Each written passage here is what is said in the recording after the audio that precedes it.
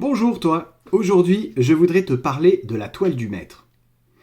Dans Matthieu 16, verset 26, il est écrit « À quoi servirait-il à un homme de gagner tout le monde ou que donnerait un homme en échange de son âme ?»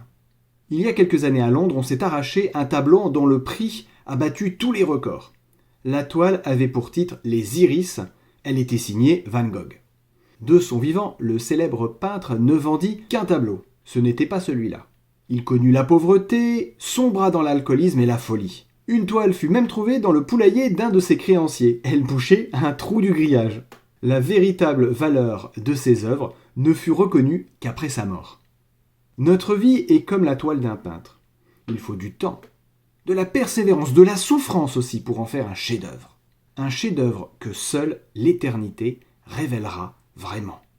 Donc, avec l'éternité comme perspective, nous avons la possibilité de faire de notre vie un véritable chef-d'œuvre. Nous ne serons peut-être jamais multimillionnaires ou milliardaires.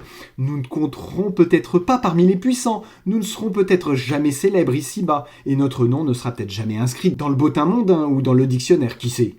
Est-ce que pour autant, nous n'aurons pas réussi ? Bien sûr que non. L'important finalement, c'est que notre nom soit inscrit dans le livre des cieux.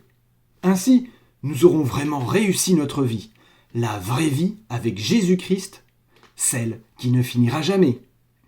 N'oublie pas, pour réussir, ne confonds jamais la réussite avec le pouvoir, la richesse et la célébrité. S'ils se rencontrent parfois, cela ne signifie pas qu'ils soient amis. À bientôt et que Dieu te bénisse abondamment.